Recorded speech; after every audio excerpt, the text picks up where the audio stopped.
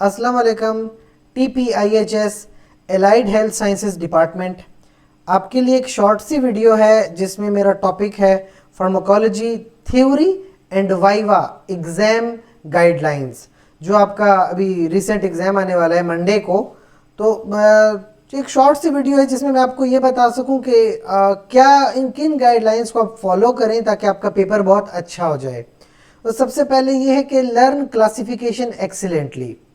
तो basic point ही यही है कि ड्रग्स की क्लासिफिकेशन आनी चाहिए। वो इंसान जिसको पूरी फार्माकोलॉजी आती है पर उसको ड्रग क्लासिफिकेशन याद नहीं है, तो दैट मीन्स उसको कुछ भी नहीं आता। और वो बंदा जिसको ड्रग्स की क्लासिफिकेशन आती हो, बेशक उसको कुछ भी नहीं आता लेकिन ड्रग्स की क्लासिफिकेशन आती है, दैट मीन्स कि उसको सब कुछ आता है। इसकी एग्जांपल अगर मैं फर्स्ट करो कहूं कि आपके पास ड्रग आ जाए एटिनोलोल, तो एटिनोलोल क्या है? तो फौरी तौर पे आपको पता हो कि एटिनोलोल अल्फा 1 ब्लॉकर है। ठीक है, तो अगर आपके सामने ड्रग का नाम आए फौरन आपको पता हो कि वो कौन से क्लास से बिलोंग करती है। सो दैट ये इसको क्लासिफिकेशन कहते हैं।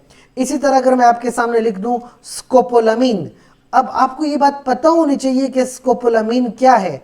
या कोलिनर्जिक एगोनिस्ट है या एंटी कोलिनर्जिक ड्रग है। सिमिलरली अगर आपके सामने वर्ड आ जाए एट्रोपिन, तो आपको पता हो कि एट्रोपिन क्या है, आया कोलिनर्जिक एगोनिस्ट है या एंटी कोलिनर्जिक है। इस तरह से आपको लाजमन आना चाहिए क्लासिफिकेशन। आपको पता होना चाहिए कि अगर वर्ड आ जाए सालब्यूटामोल, तो सालब्यूटामोल एक शॉर्ट एक्टिंग बीटा 2 एंटागोनिस्ट या एगोनिस्ट है, शॉर्ट एक्टिंग बीटा 2 एगोनिस्ट। और इसी तरह अगर आपके सामने आ जाए साल्मीटिरोल या फॉर्मोटिरोल, तो फॉर्मोटिरोल साल्मीटिरोल क्या है?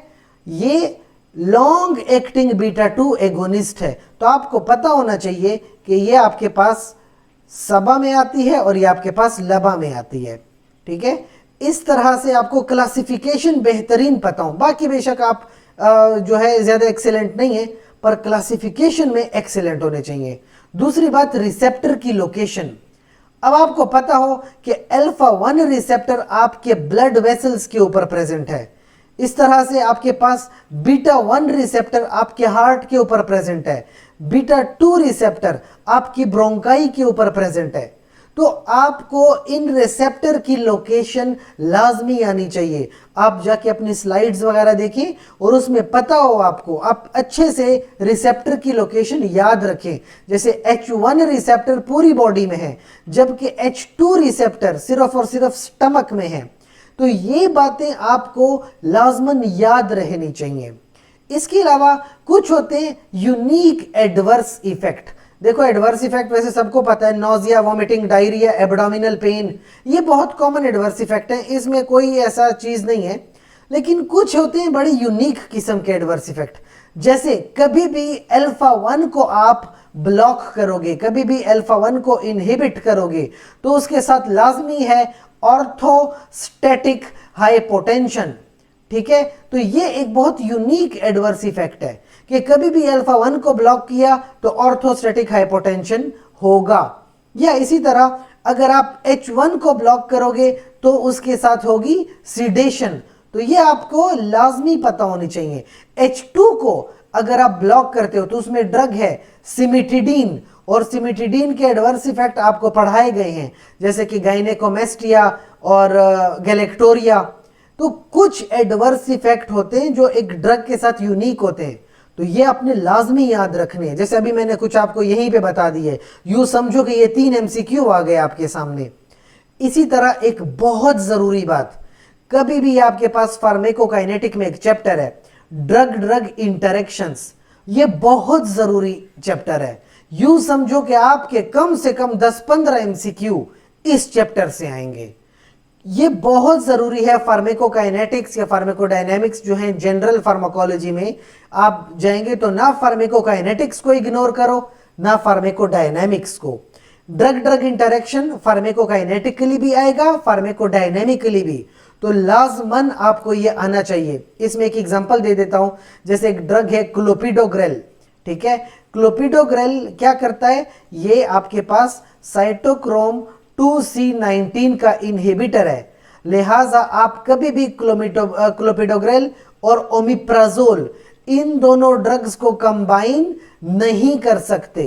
ठीक है, ओमिप्राजोल CYP2C19 का इनहिबिटर है, जबकि क्लोपिडोग्रेल इसी एंजाइम से मेटाबोलाइज होती है। तो कभी भी आप ये दो ड्रग्स का कॉम्बिनेशन नहीं दोगे। अब ये ड्रग ड्रग इंटरेक्शन का चैप्टर है और बहुत जरूरी है, आप इस चैप्टर को बिल्कुल इग्नोर नहीं कर सकते। फिर आ जाओ वाइवा पे। आप थ्योरी का पेपर अगर आपने इन गाइडलाइंस को फॉलो किया तो बहुत अच्छा थ्योरी का पेपर होगा। वाइवा के लिए गाइडलाइंस ये है कि देखो बेसिक क्या है, या तो जनरल फार्मा में से पूछा जाएगा, या ऑटोनॉमिक में से, या एंटीहिस्टामिन, ये 3 टॉपिक्स हैं। अब आपका वाइवा स्टार्ट ही ऐसे होगा कि जो भी आपका एग्जामिनर बैठा है उसके सामने ये 3 टॉपिक्स हैं कि या तो जनरल में से पूछो, या ऑटोनॉमिक में से, या एंटीहिस्टामिन में से। तो जो सबसे पहला सवाल आपसे किया जाएगा कि आप फार्माकोलॉजी के बारे में क्या जानते हो, और आप बड़े कॉन्फिडेंस में आ जाओ कि कुछ भी सवाल पूछ लो, तो यकीन रखना ये सबसे बड़ी गलती होगी आपकी कि अगर आपने ये कह दिया कि सर कुछ भी पूछ लें। आपने ऐसा बिल्कुल नहीं कहना। इवन कि आप फार्माकोलॉजी के प्रोफेसर भी हों तब भी आपने ये जवाब नहीं देना कि कुछ भी पूछ लो। इतना ओवर कॉन्फिडेंट मत बनो। उसके लिए आपने जवाब ये देना है कि कोई एक टॉपिक अच्छे से प्रिपेयर करो। जो सबसे सिंपलेस्ट टॉपिक है ना, ये एंटीहिस्टामिन है। मैंने यूं समझे कि आपके लिए एंटीहिस्टामिन का टॉपिक ऐड ही इसलिए किया है कि अगर आपको कुछ और नहीं आ पा रहा तो एंटीहिस्टामिन के थ्रू आप बच जाओगे। ये सबसे आसान टॉपिक है। तो आप ये जवाब दो कि सर आप अगर पूछना चाहें तो एंटीहिस्टामिन मेरा फेवरेट टॉपिक है। क्यों ऐसा है? या जनरल फार्माकोलॉजी मेरा फेवरेट टॉपिक है। क्योंकि अगर आप एंटीहिस्टामिन को देखो तो या तो फर्स्ट जनरेशन है या हिस्टामिन की सेकंड जनरेशन है। तो फर्स्ट जनरेशन वो ड्रग्स हैं जिसमें सीडेशन आती है, सेकंड जनरेशन वो ड्रग हैं जिसमें सीडेशन नहीं होती है। तो इस तरह से आप अपनी गुफ्तगू शुरू करो। इसी तरह H1 ब्लॉकर वो हैं जो एलर्जी के लिए इस्तेमाल होते हैं, H2 ब्लॉकर्स वो हैं जो एसिडिटी के लिए इस्तेमाल होते हैं। तो ये बहुत सिंपल चैप्टर है और इस चैप्टर को एक्सीलेंटली तैयार करो, आपका वाइवा बहुत अच्छा हो जाएगा। क्योंकि आप शुरुआत ही ऐसे करो कि आपको ये बहुत अच्छे से आता है। या जनरल फार्माकोलॉजी आपका फेवरेट है, तो जनरल फार्माकोलॉजी में सवाल क्या बनते हैं कि फार्मेकोकाइनेटिक्स क्या है, फार्मेकोडायनेमिक्स क्या है। तो इस तरह से आप अपने लिए आसानी पैदा करो। ये कभी नहीं कह देना कि कुछ भी पूछ लें, आपको सब कुछ आता है। बेशक आपको सब कुछ आता हो, पर अपने लिए वाइवा को आसान बनाओ। इस तरह ओवर कॉन्फिडेंस में ना पड़ो। फिर एक दूसरा टिप है, prepare concept, don't memorise everything. अब इसका मैं सादा सा मतलब बताऊं, कॉन्सेप्ट क्या होता है। आपको यह पता हो कि अल्फा 1 रिसेप्टर और बीटा 1 रिसेप्टर ये दोनों स्टिमुलेटिंग हैं, और अल्फा 2 रिसेप्टर और बीटा 2 रिसेप्टर इनहिबिटरी है। तो अब कंसेप्ट ये है कि आप कभी भी अगर इन अल्फा 2 और बीटा 2 को इनहिबिट कर देते हो तो इसका इफेक्ट क्या होगा? स्टिमुलेटरी। इसी तरह से अगर आप इन दोनों को स्टिमुलेट करते हो तो स्टिमुलेटरी इफेक्ट है, और इनहिबिट करते हो तो इनहिबिटरी इफेक्ट है। और इनको जो इनहिबिटरी रिसेप्टर है इनको स्टिमुलेट करोगे तो इनहिबिशन बढ़ जाएगी, और इनको ब्लॉक करोगे तो इनका इनहिबिटरी इफेक्ट खत्म होगा और स्टिमुलेटरी इफेक्ट आएगा। तो ये कंसेप्ट है जो आपको पता होना चाहिए। बाकी वही चीज है, क्लासिफिकेशन एक्सीलेंटली है। ठीक है, आपको पता हो कि अल्फा 1 सिलेक्टिव ड्रग कौन सी है और बीटा 1 सिलेक्टिव ड्रग कौन सी है। ठीक है, beta 1 agonist dobutamine, beta 1 antagonist atenolol. तो आपको ये क्लासिफिकेशन बहुत बेहतरीन करके आनी चाहिए। और खास करके जो सवाल होगा बीटा 2 का एंटागोनिस्ट, ज्यादातर सवाल बीटा 2 एंटागोनिस्ट और अल्फा 2 से भी सवाल होगा। याद रखना, अल्फा 2 का जो रिसेप्टर है इसको बहुत अच्छे से प्रिपेयर करो। अल्फा 2 के रिसेप्टर के रिगार्डिंग क्वेश्चन होगा। फिर सिंपल डेफिनेशंस आपको लाजमन आनी चाहिए। अगर आपको बहुत कुछ आता है पर आपको यह नहीं पता कि एगोनिस्ट और एंटागोनिस्ट क्या है या फार्माकोलॉजी क्या है, तो फिर आपका कोई फायदा नहीं है। सिंपल डेफिनेशंस करो। The study of drugs is called pharmacology. The substance which activate a receptor agonist, the substance which inhibit a receptor antagonist. बिल्कुल सिंपल डेफिनेशंस याद रखो. उसके बाद आपसे यही सवाल अगर पूछा जाए आपने फार्माकोलॉजी में क्या सीखा है, या अगर आपसे पूछ लिया जाए कि आप रेडियोलॉजी से हैं तो फार्माकोलॉजी और रेडियोलॉजी में क्या चीज कॉमन है, रेडियोलॉजी में क्या जरूरत है फार्माकोलॉजी की, तो आपको इस सवाल का जवाब आना चाहिए. जैसे रेडियो एक्टिव आयोडीन है, थायराइड में इस्तेमाल हो रही है, तो आपको इस तरह से जवाब आना चाहिए.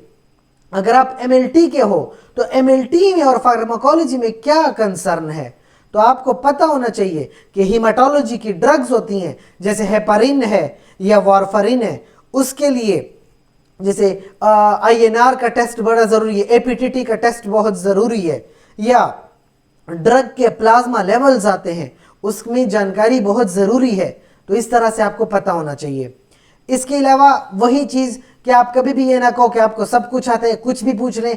अपने वाइवा को बहुत आसान बनाओ, कोई एक फेवरेट टॉपिक जरूर बताओ. हमेशा अपना फेवरेट टॉपिक लाजमी रखो, चाहे एंटीहिस्टामिन रखो या जनरल फार्माकोलॉजी रखो, या अगर आपको ऑटोनॉमिक नर्वस सिस्टम अच्छा आता है तो ऑटोनॉमिक नर्वस सिस्टम को अपना फेवरेट टॉपिक बनाओ, लेकिन लाजमन एक फेवरेट टॉपिक जरूर रखो. ठीक है. और एक चीज लाजमी नहीं है कि आपसे सवाल थ्योरेटिकली पूछा जाए, आपके सामने पिक्चर रख दी जाएगी कि ये कॉनकोर मेडिसिन, इसके बारे में बताओ, तो अब आपको ब्रांड पता होना चाहिए कि कॉनकोर है, तो कॉनकोर के अंदर आती है बाइजोप्रोलोल, और बाइजोप्रोलोल क्या है, ये एक कार्डियो सिलेक्टिव बीटा ब्लॉकर है. तो आपके सामने इस तरह ब्रांड रखा जा सकता है कि इस मेडिसिन के बारे में बताओ. तो याद रखें कि आपको क्लास में मुख्तलिफ तरह के ड्रग्स के प्रोडक्ट्स पढ़ाए गए हैं, कि आपको पता तो होना कि एक ड्रग को थ्योरेटिकली पढ़ रहे हो, क्या मार्केट में वो ड्रग अवेलेबल भी है, और अगर वो अवेलेबल है तो किस नाम से अवेलेबल है. अब आती है सेट्रिजीन. सेट्रिजीन का मार्केट में प्रोडक्ट है रिजिक्स, तो आपको पता होना चाहिए कि रिजिक्स मेडिसिन क्या है, सेट्रिजीन है. अगर आपके सामने ड्रग रख दी जाए एरिनेक, तो आपको पता हो कि एरिनेक मेडिसिन में सूडोएफेड्रिन आती है, आइबुप्रोफिन आती है, तो सूडोएफेड्रिन क्या है और आइबुप्रोफिन क्या चीज है. इस तरह से आपको प्रोडक्ट्स का पता हो, आपके सामने प्रोडक्ट रख दी जाए और उसके बारे में पूछा जाए, तो इस तरह आपके क्लास में जो प्रोडक्ट्स आपको पढ़ाई गई हैं उनके बारे में आपको लाजमन पता होना चाहिए. फिर कुछ मोस्ट फ्रीक्वेंटली आस्क्ड क्वेश्चन, कि अगर आप ये क्वेश्चन कर लेंगे तो यकीन माने आपका 75 to 80% वाइवा कवर हो जाएगा. सबसे पहले तो आपको पता हो फार्मेकोकाइनेटिक्स और फार्मेकोडायनामिक्स में क्या फर्क है. तो काइनेटिक्स क्या है, एब्जॉर्प्शन, डिस्ट्रीब्यूशन, मेटाबॉलिज्म, एलिमिनेशन.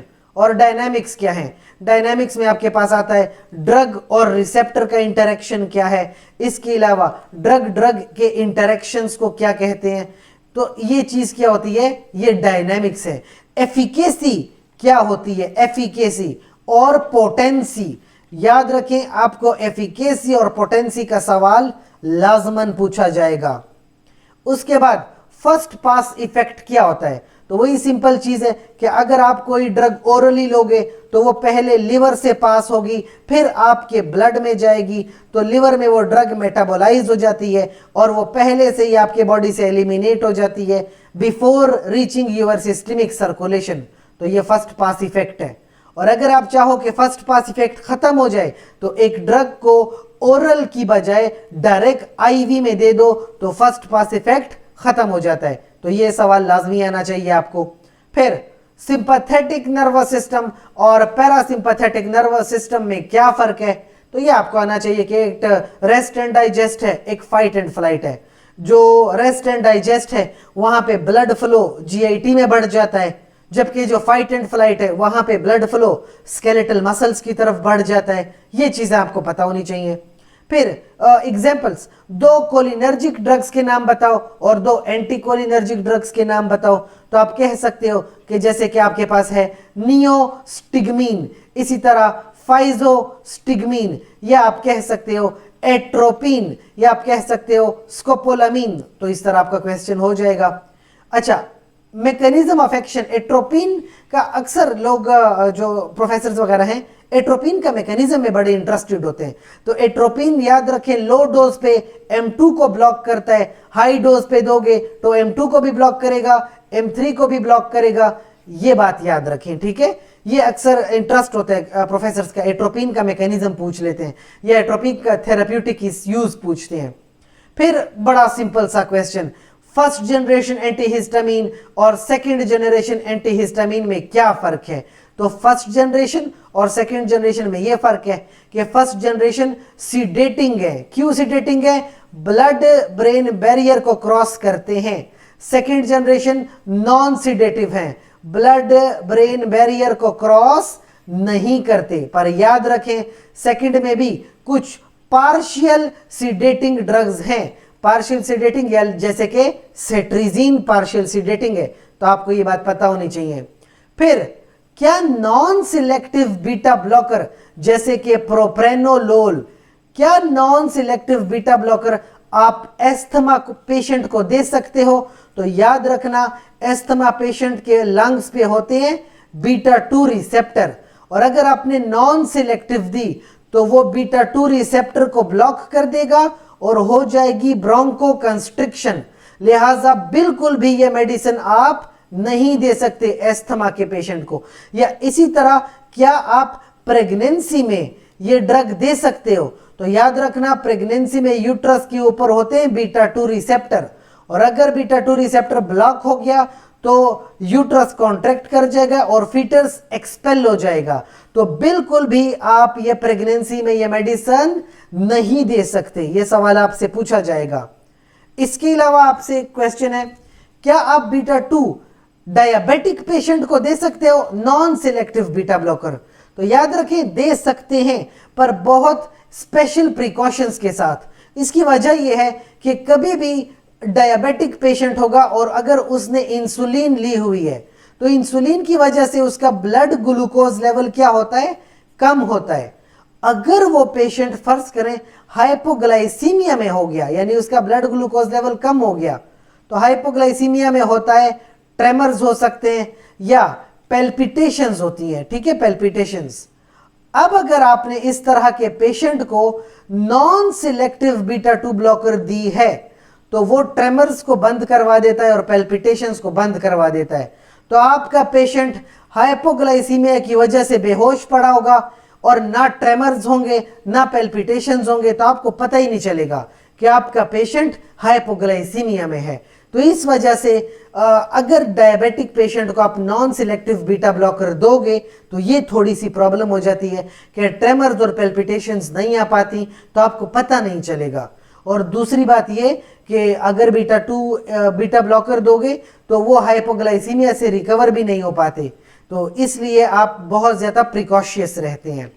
और लास्टली जैसे क्वेश्चन है कि कोई भी कार्डियो सिलेक्टिव बीटा ब्लॉकर का नाम लो, तो जैसे कि आपके पास ड्रग है बाइजोप्रोलोल, तो इस तरह से आपको ये मेडिसिन का पता होना चाहिए, या एटिनोलोल, तो इस तरह से पता होना चाहिए। और एटिनोलोल का ब्रांड भी पूछा जा सकता है, तो ये आती है टेनॉर्मिन के नाम से और इस ब्रांड का ये आर साइन होता है, या ये आती है कॉनकोर के नाम से। तो इस तरह से आपको ब्रांड्स के नेम लाजमी आने चाहिए। तो अगर ये जो मैंने सवाल आपके सामने रखे हैं, अगर आपने इन सवालों को अच्छे से प्रिपेयर किया तो आप यकीन मानिए आपका बहुत अच्छा वाइवा होगा और बहुत एक्सीलेंटली आप परफॉर्म करेंगे। सो ये आपके लिए कुछ गाइडलाइंस हैं आपके एग्जाम के हवाले से। Best of luck.